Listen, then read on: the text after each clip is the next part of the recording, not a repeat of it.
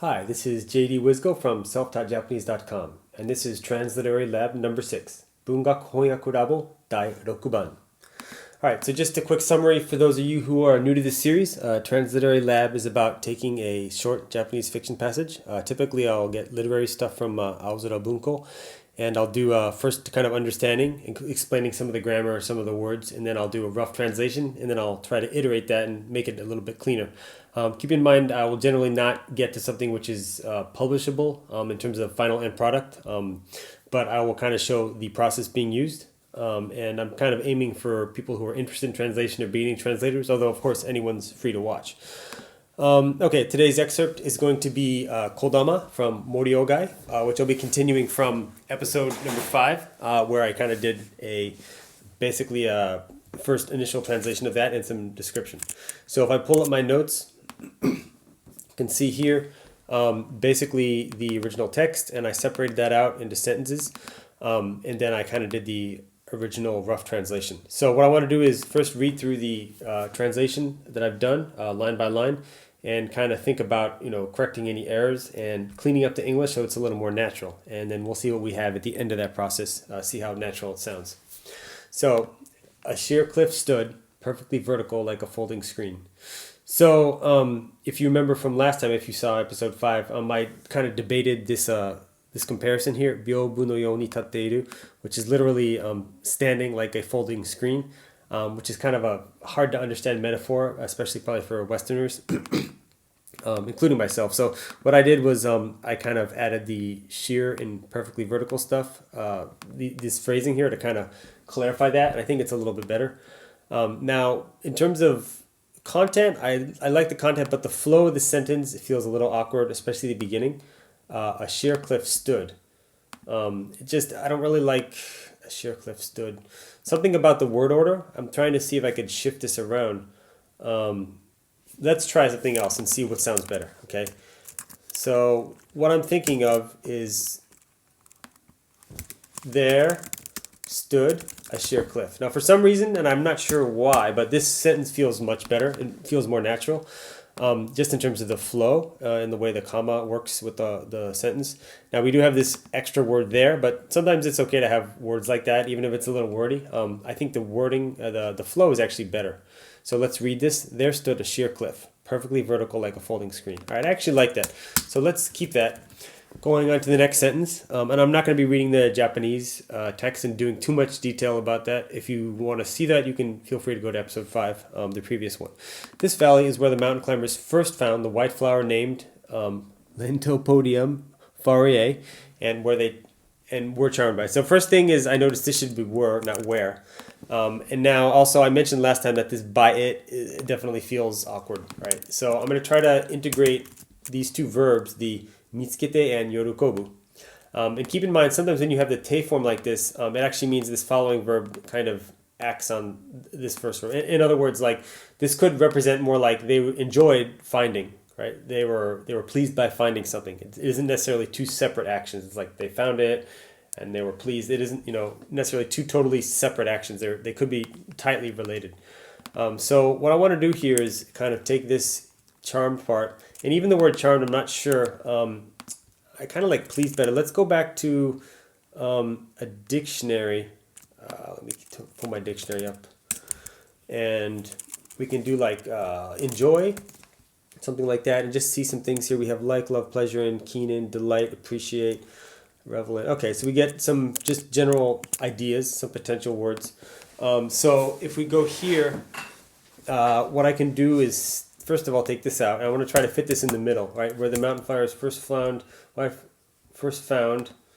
and enjoyed. This sounds a little awkward though.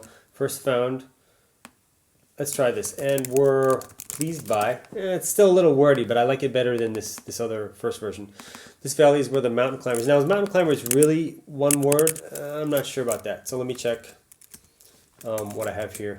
Mountain climbers. Yeah, it's definitely not one word. It should probably be 2 words, although there'll be a few hits. This is clearly, yeah, it's going to be more natural. So let's separate this out too. It's where the mountain climbers first found let's try another version to see how this is gonna sound. Okay, so what I could also do is where the mountain climbers first. Let's try this. Were pleased to discover. Right, so I'll use a little bit different wording because I'm liking the sound of this better. All right, first discover. Now discover kind of implies first, but especially because there's the hajimete, which is emphasizing it's like the first time. And this mitsukeru is just find. So let's try this now. This valley is where the mountain climbers were pleased to first discover the white flower named Lintompodium fare. Okay, so I like this one a lot better. You can compare the three and see what you like, but I think this one definitely sounds a little better. I'm not going to say it's perfect, and now this "we're pleased to" still is a little wordy, but it's getting a little better.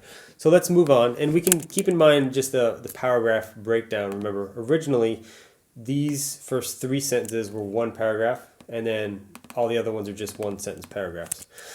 So let's go here. So now we have France always came here and yelled out hello. So we had a discussion last time about how this, if it's potentially the German hello, it seemed to be. So I translated it as hello, which is apparently hello in German. So we could consider that, but I'm actually just going to simplify for now and just go with the English hello. But we could still think about if we want to maintain the Germanness, assuming that's a correct interpretation of this harudo. But I'm just going to keep this now. All right, so France always came here and yelled out hello. Now there's other options. We could say something France would always, which is a different tense, and these tenses can't really be easily reflected in Japanese, so you could translate it this way. France would always come here and yell out, right? Something like that. But I actually like this simpler tense here. Always came here and yelled out. But it's another option. All right, France always came here and yelled out hello, right? I think this is okay. We might want to have a comma here. Okay, so let's move on. This was the most difficult sentence of the passage excerpt that we did. Waving his blonde head, golden blonde like flax, he called out, hello, we'll keep this consistent, with a high-pitched voice that sounded as if he was going to be suddenly taken alive to the court of the Pope of Rome. Okay, so I'm liking a lot of this. The waving here, now this I think had a kind of a strong nuance to it, a stronger nuance, saka ni furu. So I could try to do some different wording here, but we'll just keep that for now. It's a minor thing. I like the way I did this here, golden blonde like flax. It's a pretty good, I think, mapping. And then we have called out. Now, I don't think call out is going to fit too well. So if we think about what does this really mean, there's this kind of weird comparison here where his voice was so high-pitched that it sounded like as if he was going to be taken off to the court of the Pope of Rome. So to me, I interpret that as like he's kind of like panicking. He's really in a bad situation. You know, if you want to think of it in modern terms, like he's being taken to the police station. At least that's the way I'm interpreting it. So, I mean, maybe there could actually be a positive way of interpreting it. So you could kind of research that and think about what it would be. But I mean, if you imagine, you know, going down later in this paragraph, right, there's going to be an echo. So he's obviously using a loud voice. Now, another question is this kon, is it just the pitch or is it the loudness? So here we just have takai oto and okina koi. All right, so this is important. So this could have two different meanings, which is something I may have missed in the initial translation. It can be basically a high pitch, right? Takai oto or takai ne. There's different ways to read this, but could be a high pitch or it could be a loud, right? Because in loud, in Japanese, when we say loud, we usually say oki. You could say urusai, but that has a negative nuance. And although you do hear that in a lot of places, especially in everyday conversation. So now that we saw this, I don't think the high pitched is really fitting too well, right? Especially because it's like he's screaming, right? So I'm going to first put screaming. He screamed out, right, with a high-pitched voice, now I want to say loud, but loud is kind of a plain, boring word. Let's look in the thesaurus and see what we have here. Noisy, blaring, booming, deafening, roaring. I like roaring. Thundering, ear-splitting, piercing. So there's a lot of nice words here we can consider. But we could even do ear-splitting, right? Let's try ear-splitting. So it's obviously a loud voice, right? He's screaming, and we'll see there's going to be an echo, so you got to speak pretty loud. So let's kind of assume that it's kind of a negative nuance of, I don't want to be taken away to the Pope or the police station, whatever, right? So if he's going to be, I'm going to take off the suddenly here, trying to capture this nuance, but I'm going to leave it out for now. As if he was, let's just say about to be, or let's just say, now this taken alive, by the way, that's literally what this is. If you want to come back, just double check what this is in case you didn't see the first episode. This is this ikidoru. So it's basically taken alive, literally. Not sure why it's not coming up here. I was able to find it last time. Anyway, it's basically, let's try ikedo. I think I did iki. Okay, here it is. It's ike na iki. Ikidoru, capture alive. Here, and the example here is an animal, right? Which is like tsukamaeru. So you imagine whatever, gotta catch them all, Pikachu type thing, being caught, right? So basically here, now we can say taken alive, but I like captured better, because captured typically means you keep somebody alive, right? Especially when you're talking about a human. It sounded like he was captured. All right, let's just say captured, and I could say taken, or I could try to find a stronger, more word rich with nuance here. Captured and brought, captured and rushed, captured and sent. Let's try this, captured and sent. I kind of like this a little bit better. So let's read the whole sentence. Waving his blonde head, golden blonde like flax, he screamed out, hello, with an ear-splitting, have to say N, with an ear-splitting voice that sounded as if he was captured and sent to the court of the Pope of Rome. So the thing is, the voice here is kind of like, maybe he's just being captured. So let's try this, about to be, if he was about to be. So this is like the moment he's, in the process of being captured, right? It's not like he's on the way to Rome. He's just about to be captured. So someone's coming to catch him, right? So let's move on. It's a little wordy, but I think it kind of captures the feeling. So moving on. We got 3 more sentences. This one here, he yelled out and waited patiently. So again, I mentioned it last time, but the shimatte has sort of like a negative or a surprising nuance, on which if we can put that in the English sentence, that would be nice. So here, I kind of translated it pretty neutrally. He yelled out and waited patiently, right? So it kind of captures a sentence, but I don't really like, it's kind of neutral. I don't have a lot of strong feeling from this. So how can we reword this? He screamed out. First, I like scream better. Even though I just used screamed, I still like it better than yelled. He screamed out. Now, there's no kara here, which would have more of a separation, like yonde shimatte kara jito. But there's nevertheless kind of a nuance that he yelled and then he waited, right? It's kind of hard to imagine him constantly yelling, right? And since you know the context, right? Somebody's screaming, or they're yelling, whatever, and they're waiting for an echo. So he's not constantly screaming, right? It's a burst, and then he's waiting. So another thing I could do is to just kind of capture that, right? The fact, like sore kara, right? We do something and then we wait. So what I can do then, is use the word then, right? He screamed out and then waited patiently. So I actually like the nuance of this much better. Another idea would be, I could say screaming out, he waited patiently, but this is something I do sometimes to try to fit it together differently. But yeah, this has a different nuance to it. That's another option though. Screaming out.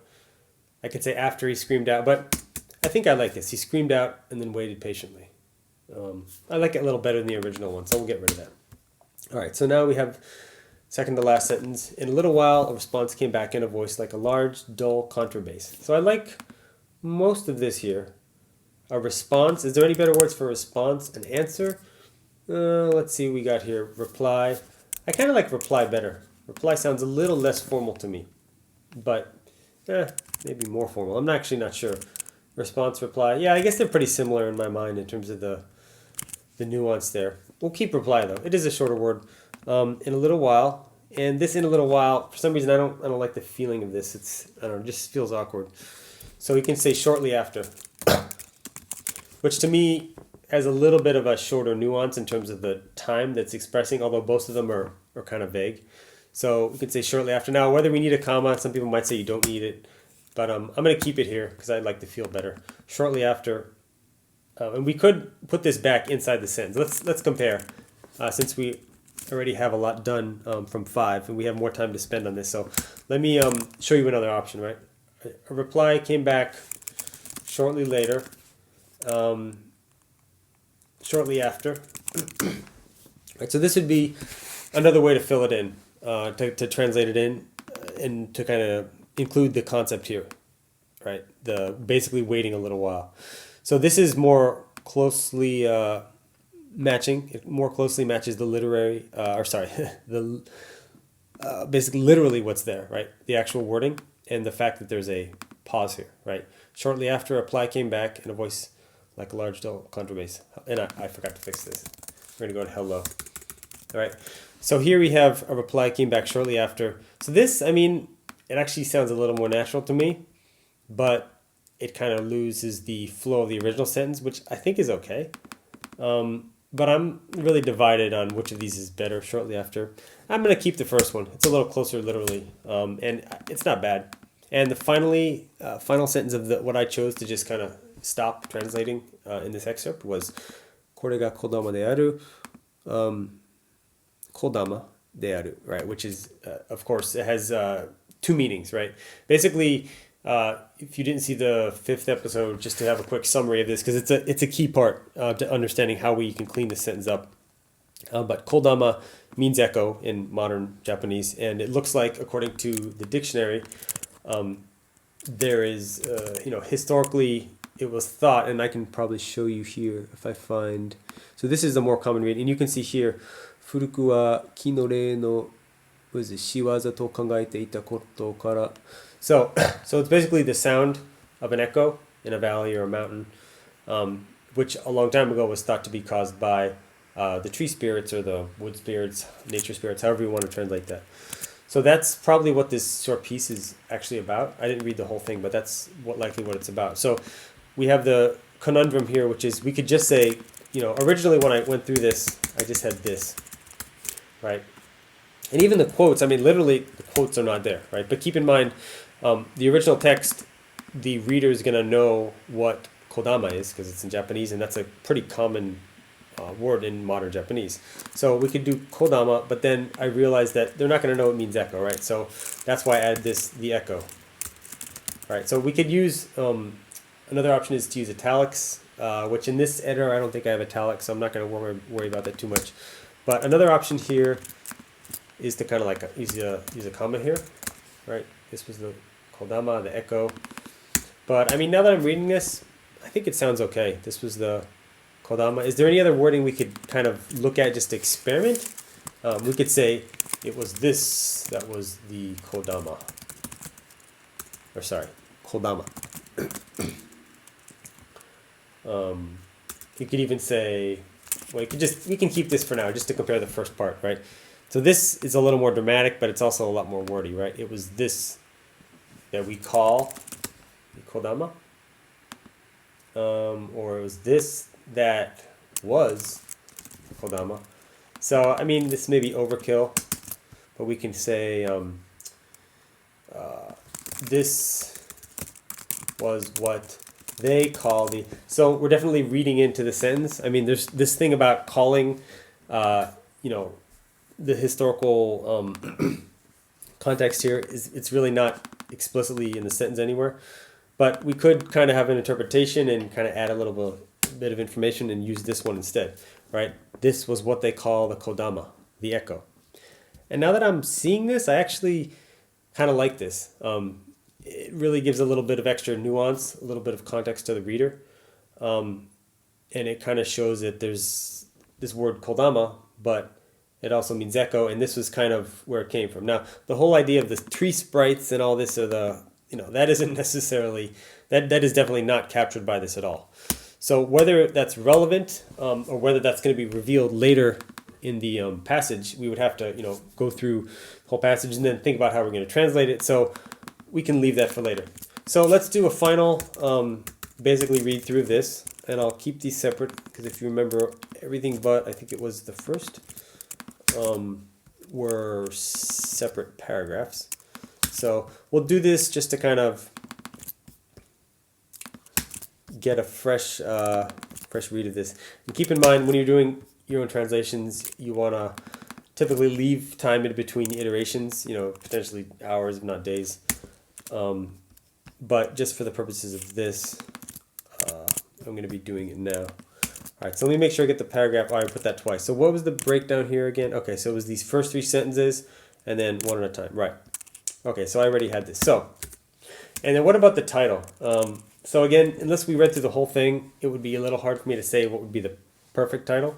But just for now, I would just say call it Kodama, right?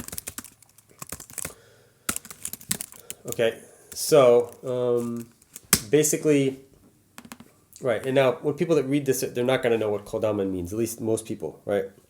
But if they start reading through it, they'll start understanding what it means, and they'll even learn a little bit of Japanese in the process. All right, so let's read this through. Okay, there stood a sheer cliff, perfectly vertical like a folding screen. This valley is where the mountain climbers were pleased to first discover the white flower named Leontopodium fare. France always came here and yelled out, "Hello!" waving his blonde head, golden blonde like flax. He screamed out hello with an ear-splitting voice that sounded as if he was about to be captured and sent to the court of the Pope of Rome. He screamed out and then waited patiently. Shortly after, a reply came back in a voice like a large, dull contrabass. Hello! This was what they call the Kodama, the echo. Okay, so a few things definitely jumped out at me, one of which is that I used an exclamation point here, and I didn't here, so I definitely want that to be consistent. Do we need this here? Yeah, I think we probably want it here too, to be consistent, although I'm kind of divided on that, but let's leave that in. So there was also, I'm still not that happy with this wording here, where the mountain climbers were pleased to first discover the white flower named. Yeah, so that's still a concern. Ear-splitting voice sounded like he was about to be captured. Yeah, I kind of like this here. Now I noticed I did repeat blonde here, something I missed the first or second time I looked through this. I could just do this, waving his head, golden blonde like flax. Now, to me, this waving his head, it just sounds naked. I don't know if there's not enough words or something missing. So if I add around here, it feels much better to me. And it also kind of captures, if you remember, there was this nuance of this word that was like sakan ni, which is kind of an extreme degree. So I think this around actually also fits. Now, golden blonde like flax. Okay. He screamed out. Okay, so I think that's sounding better. And then here, yeah, I still kind of, in my mind, I was getting stuck on this here, the flow. I mean, what I can do is go back, and sometimes I'll go back and forth until I'm satisfied with, which is better. I might toggle back and forth, but he screamed out and waited patiently. So, I mean, we could go back to the simpler version, because this pause here, it's kind of unnecessary, and it isn't really in the original sentence. I mean, it's the nuance is there, or I should say the implied meaning is there, right? Another option would be, after screaming out, he waited patiently. Right. But one other thing to notice is in the original text, right, we have the screaming. Basically this yobu, right, is there 3 times. So it's kind of emphasizing that. It's like kind of like a repetitive, basically a repetition of that, right? So I kind of like he screamed out and waited patiently. So this, yeah, I don't like the after here. It kind of removes the parallel structure to me. I like one of these two. So he screamed out and then waited patiently. Yeah, I'm going to go with the simplest.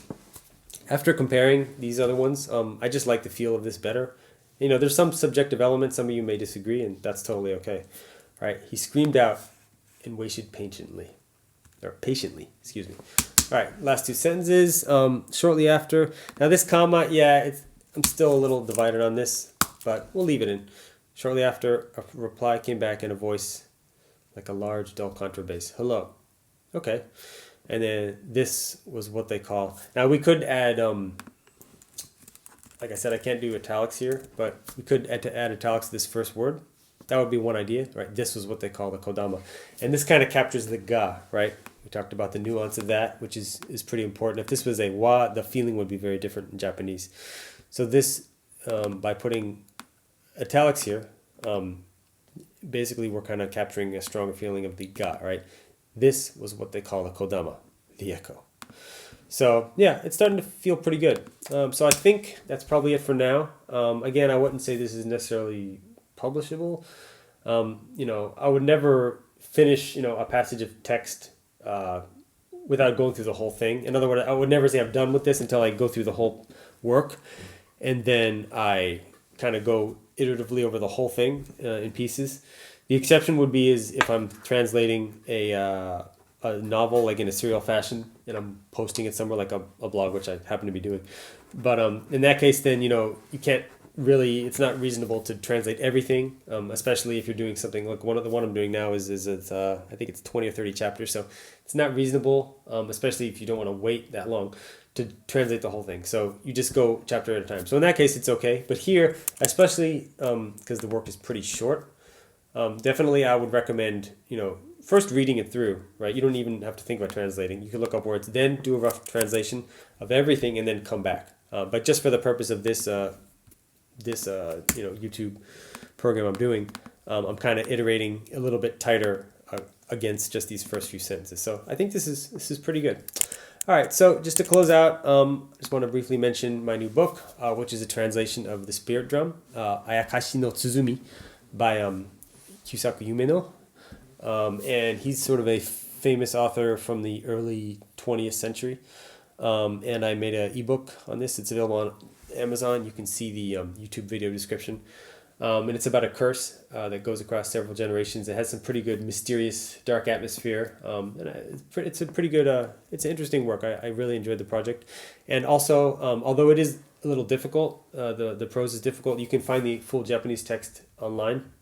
So for those of you who want to learn to read Japanese literature in Japanese, you can get that, of course, for free on Aozora Bunko, and then compare against this the actual English translation, which is in ebook form. All right, thanks for watching.